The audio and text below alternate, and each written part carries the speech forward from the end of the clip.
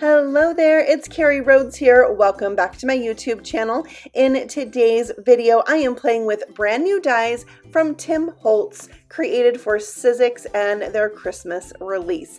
I have to say a great big thank you to scrapbook.com who sent me these dies so that I could share creations with you on the release day. So let's take a close-up look. This is the Winston Colorize die set. There are 16 pieces that layer together to create the snowman, and this is the funky Nordic die set. This has 14 dies in it, but so many pieces to create lots of fun images, and we're going to create some tags that can be used as ornaments with them today. So this Winston die set has dies that you'll die cut and then layer together for some texture and shadowing. It really helps bring these die cuts to life and give them so much character. The hat also die cuts little black pieces that will be the eyes and the buttons, and there's also etched lines on these dies that are for you to use as a guide when you add on the other layers. It kind of shows you how to put things together. So let's go ahead and die cut all the things and see what the dies look like all cut out. So here you can see I have my two snowman pieces, and this one has those etched lines. So I am gonna easily be able to add my scarf down and it will be in the perfect placement. And you can see there are etched lines on the most solid snowman, so I know where to put that second layer. And there's another way that these dies are very helpful in putting things together. On the back, this one says cream, so you can die cut your solid layer from cream if you're following the example on the packaging. This one says red number 1, so that's going to be the very first layer I add to my base. I did that from my darkest red. This is red number 2, and it's going to be die cut from a lighter color that you're going to layer on top of red number 1.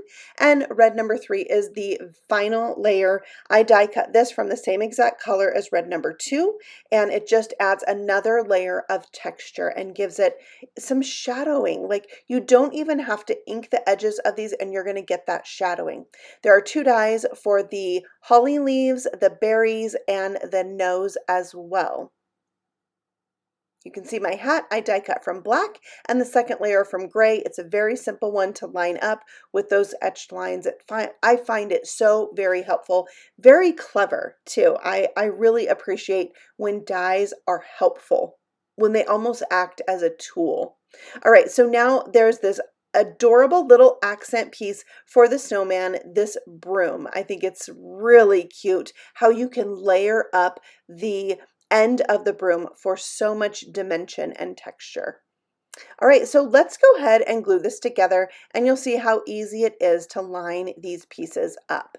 So there are etched lines and die cut pieces on this scarf, so I can easily glue this down, lining up those openings and those etched lines, and then it just lays down so easily. And here comes my final layer, and I really feel like this scarf is kind of like the star of the show on this die cut piece. It really is like what draws your eye in, that gorgeous scarf. All right, so now I'm going to actually glue this broom together. I started with a very dark brown, then I went a lighter shade of brown, and then I went with this craft color, which is the same color I die cut the bow from, that kind of looks like it's tied around the middle of that broom, kind of like it's a handmade broom. It's very rustic feeling.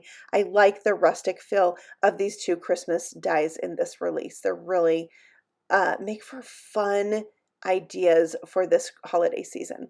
Okay, so now I have my black and my gray hat. Then I will add my holly leaves, where I put the darker color of holly on the back and the lighter on the top. Again, this is all up to you, how you want to stylize your snowman. You could change up these colors. You could use some glitter cardstock. I love that the sample is all done in textured cardstock. That's super fun too. And you could even throw in like some patterned paper. And I think that this snowman is such a showstopper, which is why I wanted to make some ornaments with it. And I love creating tags that can be saved and used as ornaments. So that's what I'm going to do today. I am now gluing everything together. I've put the two body pieces together, glued down the eyes, then added the scarf. I nestled that hat down right on his cute little head. Then we'll add his carrot nose, which is just kind of a rusty color of orange, and then the orange piece together. And I love that it has a little bit of a shadow, like no detail was left out with these dies. And there's even like a little cutout underneath where these buttons go to add like the look of depth on the snowman. Like those little pieces of coal buttons were like pushed into the snow. It's amazing. And he even holds the little broom in his chubby little hands. I love it.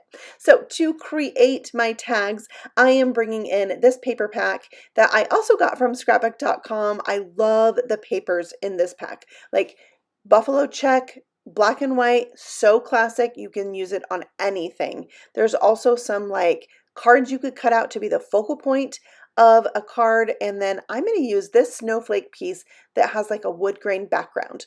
I'm also using some chipboard. All of these pieces are cut to 3 by 6, so very easy to do with a 6 by 6 paper pad. I'm going to glue those together, and then I want to create a tag shape. You could do this if you had a die, but I don't mind just coming in with my scissors and just snipping the corner right off. But I'm going to save that corner and put it on the opposite corner and use it as a guide to cut the other side. Then at least my two sides are the same, even if they're not exactly perfect. Now I had this other piece left over because my chipboard was sized 6 by 6. So I decided I'm going to go ahead and make 2 tags. So I used a similar paper but red with snowflakes, and then I used my first tag as a guide to cut the corners.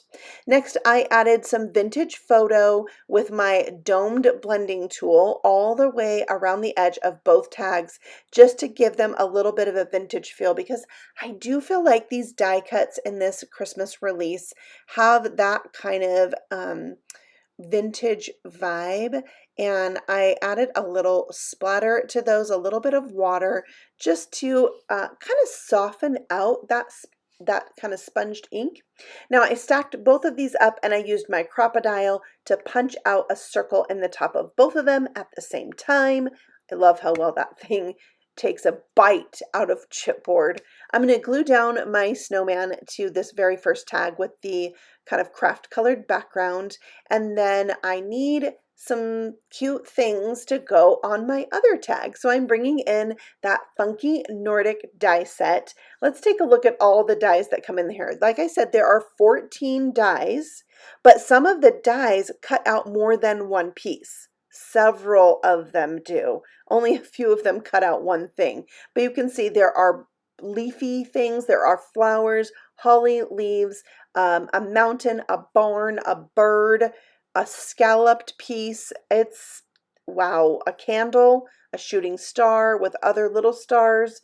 And all of these dies are meant to be layered up so you can have different shades of color. Like this holly leaf, you're going to die cut one solid leaf and then the other half of the leaf. So when you glue them together, you have more tones. Now let me show you the cardstock I've been using today. I have the Jewel card pack, neutral cardstock pack, and warm cardstock pack, all from scrapbook.com.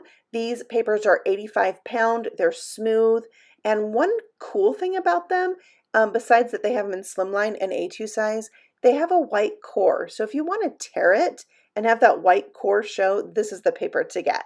Also, they have so many fun colors. It was perfect for these die cuts. So once I had everything die cut out, I decided to add a little bit more to my snowman tag. So I added some leaves, and I kind of made this one look like a poinsettia. And I layered 2 of the flowers together, added yellow centers, and even some dots around the edge, which is what that flower is kind of designed for. But for my second tag, I decided to get a little bit more creative. So I took the die that's supposed to create a mountain with a snowy top, and I cut it from green cardstock, and I'm going to turn it into a tree, a Christmas tree. So I have my lighter green cardstock and my darker green cardstock.